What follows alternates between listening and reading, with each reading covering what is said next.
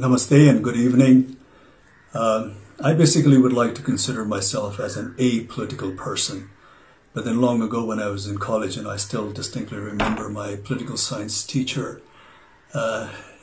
saying that, if you live in a state, one can be away from politics, but politics, however, will not remain far away from you.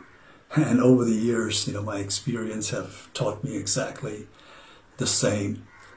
But the present issue that has engulfed Nepal, I somehow say that it is even beyond politics.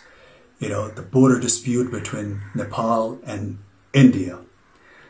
On an optimistic note, I would prefer to call it as a misunderstanding on our neighbor's part. It's not even dispute. It's beyond politics because it has affected all of us. It has struck the raw emotional chord of every Nepali like myself, irrespective of our backgrounds, of our ethnicity, political affiliation, or religious belief for that matter. And after this incident, most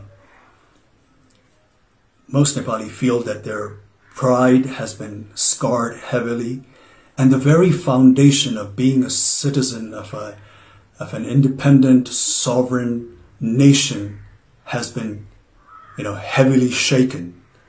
And this, of course, as we can see from the development of the current situation, is absolutely unbearable and simply unacceptable. Because, you see, this is a nation shaped by the distinguished gallantry exhibited by our forefathers, with the support of Nepali people of all backgrounds, all ethnicity. And I do not say that, in our history and in the past that we haven't displayed any weaknesses or compromises, but whatever sacrifices we have made in the past has been for one and only one reason, and that is to preserve and retain our independence and sovereignty. Therefore, the present landmass that we call Nepal has not been shaped without paying a price. Therefore, the territory of Nepal is something that the population of this nation, under no circumstances, are willing to compromise. And it's not a big deal, because I'm sure India India not only understands this very clearly, but also highly identifies with this emotion, because India itself has gone through an arduous struggle against the heavy-handedness of its colonial powers. But we do not want to dwell on unnecessary braggadocio. Like we said, we in the past, in history, we've had our weaknesses. We had, our share of shortcomings. There was a phase of ignorance. There was a phase of, absent of political will amongst the political parties of the day, or the display of apathy by our political leaders of that time for some reasons. And, the more than sporadic political and social turmoil over the years that took place in this nation, of course, has not been of any help. And also, not to forget, the friendly cooperation that we have extended to our neighbors, taken undue advantage of. But then again, now the time has, of course, evolved, the time has changed, and the population of Nepal, especially the youth, is, of course, not that of 1816 or 1857 or 1923, or for that matter, not even 1950 or 1962, the way the current scenario that has developed, clearly establishes that the population of this country are not going to accept any form of injustices lying down. Therefore, this time around, it's not even enough to appease the incumbent government alone, because this issue has been so passionately embraced also by the people of Nepal, that unless they think that they have been dealt justly and fairly, I, sadly and regretfully have this intuition that this bone of contention between the two countries is going to persist. And this sort of, a deadlock between two neighboring nations who for such a long time in history have shared common values, common culture, tradition, religious belief to a large extent, is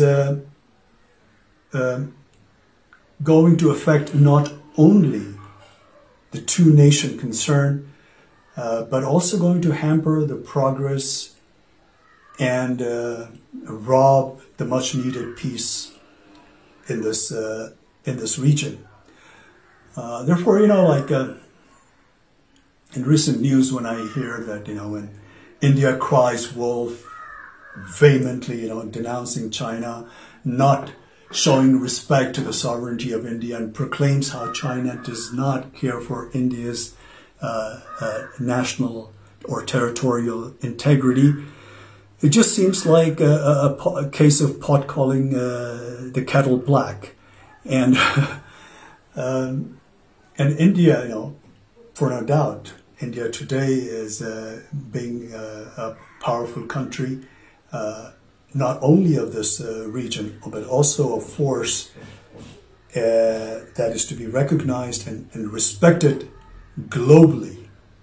Needs to project or show some kind of magnanimity befitting the stature of such a nation, especially when it comes to its friendly neighbors. But Nepal basically only wants fair deal based on fact and statistics. It is only demanding to have what truly belongs to her, not more, not less. Nepali people will always want cordial, lasting relations with India. Whenever Indian government had extended some warmth of friendship, Nepali people have always reciprocated with open heart.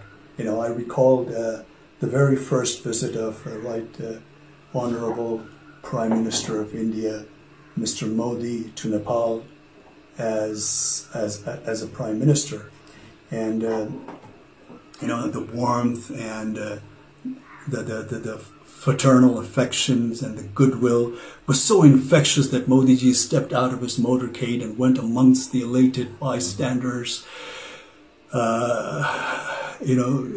the bewilderment of 3 or 5 layers of security that was provided to him. The crowd not only spontaneously cheered and showered him with all kinds of praise, but treated him like a rock star. And to be honest, to be frank, I have yet to see that kind of reception meted out to our own leaders so spontaneously and voluntarily by the crowd of Nepal.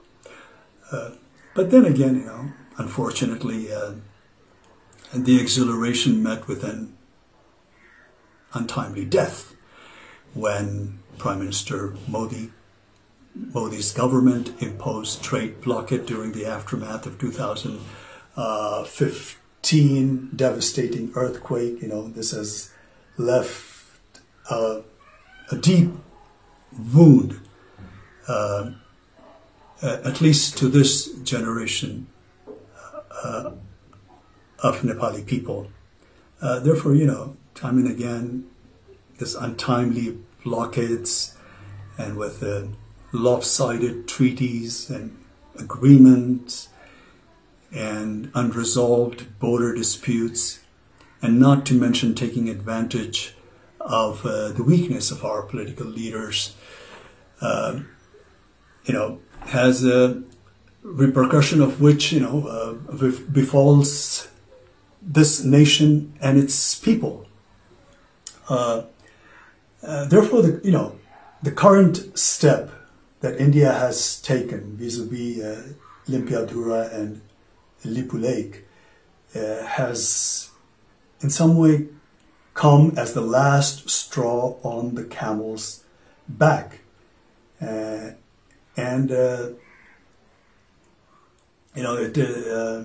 is not at all in the benefit of not only the two concerned nations, but also for the entire SAARC region, to say the least. It definitely not conducive for a nation like India that's marching ahead with global ambition, to have more than its share of neighbors that it has a hostile, relationship with. And the hostility looming in the air need not to persist, because anger and malice is going to take us nowhere. The consequence, of course, is going to be far more damaging for both the countries. And at this time of global crisis, in a pandemic like this, where the whole world is suffering, India, being a powerful country in the region, needs to respond to the need of their less fortunate neighbors. And this kind of action will only raise the level of India in the international arena to the next level. And as one Indian politician, a seasoned Indian politician, rightly foresees, India as a development power, and its rise is being linked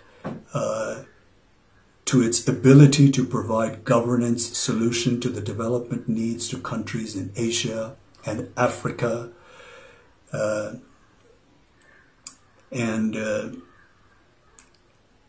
Also, just recently I was fortunate enough to hear the Prime Minister of India, Mr. Modi's address to his nation. I think it was on the occasion of Buddha Jayanti, and he said something like, I would like to roughly quote what he said. He said, we should always work with a sense of service only. When there is compassion, sympathy, then these feelings make us so strong that one can overcome the biggest challenge. So we here in Nepal only wish that Mr. Modi would overcome this challenge, not just with compassion and sympathy. Of course, we need that, but with all fairness and a good dose of empathy. Because we here in Nepal take the border, like I said, misunderstanding on an optimistic note, on the Indian part, with great deal of regret, and ask to return what is justly belongs to Nepal. All the historical evidence clearly points out, proves that Limpiadhura and Lippu Lake region is in all fairness part of Nepal. Therefore, as a country, as a nation, as the people of this country, we are just humbly requesting our friendly neighbor to look into the facts of the history, the statistics, and deal this matter with all fairness and justice, amicably, through cordial diplomatic channels, because this kind of antagonistic atmosphere in this region is not not only not good for both the nations concerned, but for this entire region as well. I am sure, despite a few ups and downs and challenging moments here and there, basically India and Nepal share a relationship that is probably unmatched anywhere else in the world. And this challenge that we're facing at the moment right now, India will deal very fairly and justly and come out with a solution that appeases the Nepali population and makes them feel that they have been dealt justly.